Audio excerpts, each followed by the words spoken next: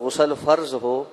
تو وہ بھی داخل نہیں ہو سکتے یہاں تک کہ وہ فرض غسل کر لیں۔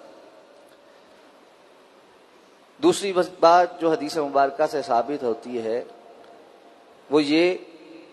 کہ قرآن مجید کے علاوہ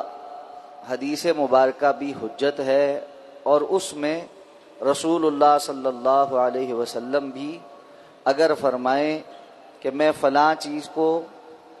حلال کرتا ہوں یا فلاں چیز کو حرام کرتا ہوں،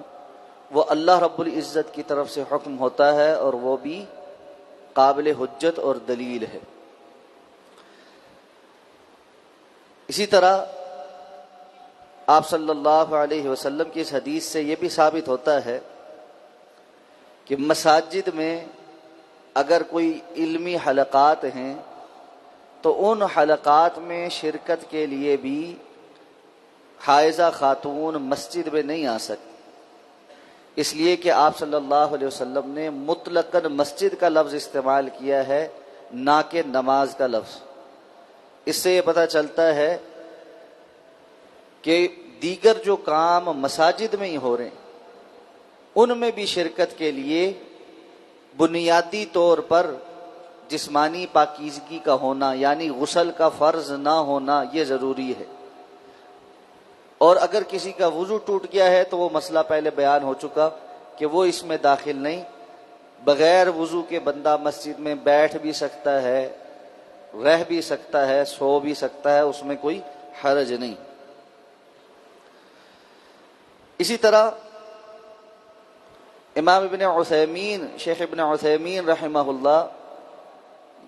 اس حدیث کی شرح میں تفصیلاً یہ بات ذکر کرتے ہیں کہ اگر کوئی شخص مسجد میں موجود تھا اور اس کے دوران اس کو جنابت ہو گئی اور غسل کا بھی وقت نہیں اور وہ باہر بھی نہیں نکل سکتا، تو اگر وہ وضو کر لے تو وہ مسجد میں بوقت ضرورت ٹھہر سکتا ہے، لیکن اس کو اٹھ کر کم از کم وضو کر لینا چاہیے، اور اتنی دیر تک جب تک کوئی مجبوری ہے تو وہ اس وضو کی وجہ سے مسجد میں ٹھہرے۔ جیسے مثلاً اگر کوئی بندہ اعتکاف میں ہے اور سوتے میں اس کو جنابت ہو گئی تو اب وہ غسل نہیں کر سکتا، سردی ہے، پانی ٹھنڈا ہے یا کوئی اور وجوہات ہیں، تو وہ کم از کم وضو کر لے، اور اس کے وضو کرنے سے پہلے ازالۃ النجاسہ یعنی جسم پر اگر کوئی مادہ وغیرہ لگا ہے تو اس کو دھو لے، اور پھر جب تک اس کو غسل کرنے کی سہولیات میسر نہ ہو جائیں اس وقت تک وہ مسجد میں رک سکتا ہے۔ لیکن ضروری ہے کہ جیسے ہی وہ سہولت میسر ہو جائے وہ فوری طور پر غسل کرے اور اپنے آپ کو پاک کر کے مسجد کے تقدس اور احترام کا خیال کرے۔ یہاں سے یہ بات بھی پتہ چلتی ہے کہ مسجد ایک مقدس جگہ، احترام والی جگہ، اس جگہ میں انسان کو پاکیزہ اور طہارت کے مسائل کو جان کر آنا اور گندگی نہ پھیلانا، یہ ساری باتیں شامل۔ بسا اوقات بہت سارے لوگ مساجد تو آتے ہیں لیکن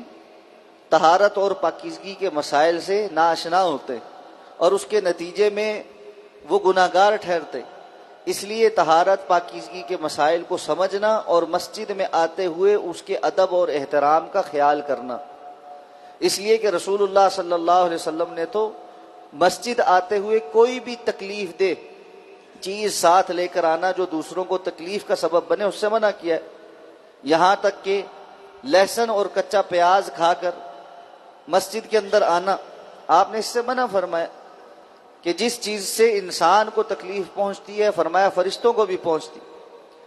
کجا یہ کہ انسان سگریٹ پی کر یا اور کوئی ایسی بدبودار یا غلط چیزیں استعمال کر کے مسجد میں آئے جس کی وجہ سے دوسروں کو تکلیف بھی پہنچتی ہو اور جو مسجد کے تقدس اور احترام کے بھی منافی ہو۔ اور اسی طرح مساجد میں بلا ضرورت اونچی اونچی آواز میں باتیں کرنا اور ایک دوسرے کو ایسے پکارنا جیسے انسان مسجد سے باہر کہیں بازار میں کھڑا ہے، یہ بہت معیوب بات ہے۔ رسول اللہ صلی اللہ علیہ وسلم نے قیامت کے قرب میں یہ حالت بیان کی ہے کہ لوگ مسجدوں میں آوازیں اونچی کریں گے، اور معلوم ہے قیامت کے قرب میں یہ کیوں ہوگا کہ آپ کی دوسری جگہ اگر حدیث کو دیکھا جائے علماء اٹھ جائیں گے، جہالت عام ہو جائے گی، تو لوگوں کو اس بات کا خیال ہی نہیں ہوگا کہ مسجد جو ہے وہ کوئی ادب اور احترام کی جگہ ہے، اس کا کوئی تقدس ہے، اس کے کچھ خیال کرنا ہے۔ اور آج ہم دیکھ رہے ہیں مسجدوں کے اندر جھگڑے، لڑائیاں ہیں، فساد ہو رہے ہیں، ایک دوسرے کے گریبان پکڑے جا رہے ہیں، اور عجیب ایک معاملہ تو بڑی تیزی کے ساتھ شروع ہے۔ اللہ تعالیٰ سب کو اس سے محفوظ فرمائے۔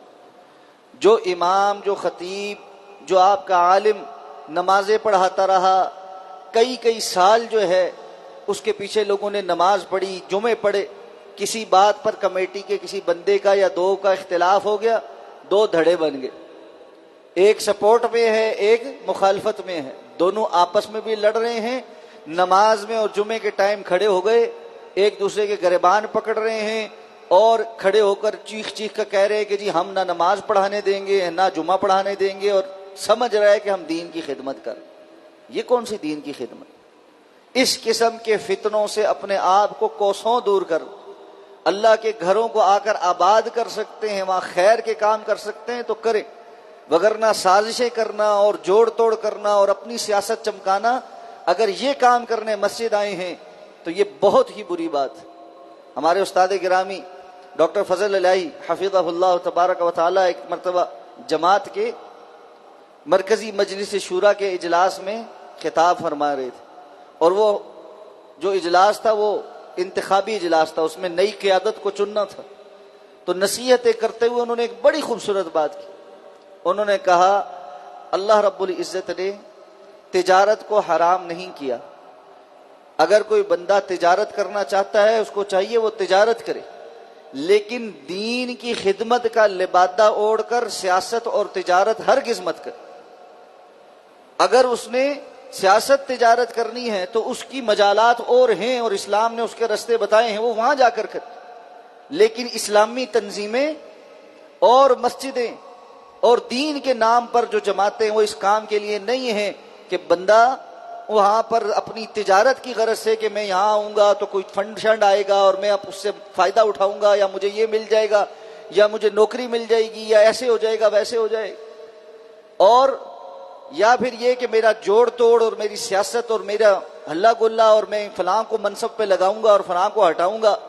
ایسے کروں گا لوگ میری عزت کریں گے، یہ کچھ اگر اس نے کرنا ہے تو اس کو چاہیے کہ وہ دنیاوی سیاست اور دنیاوی تجارت کے معاملات میں جا کر یہ کام کرے، دین کے نام پر نہ کرے۔ یہ وبال ہے۔ اللہ ہم سب کو سمجھ کر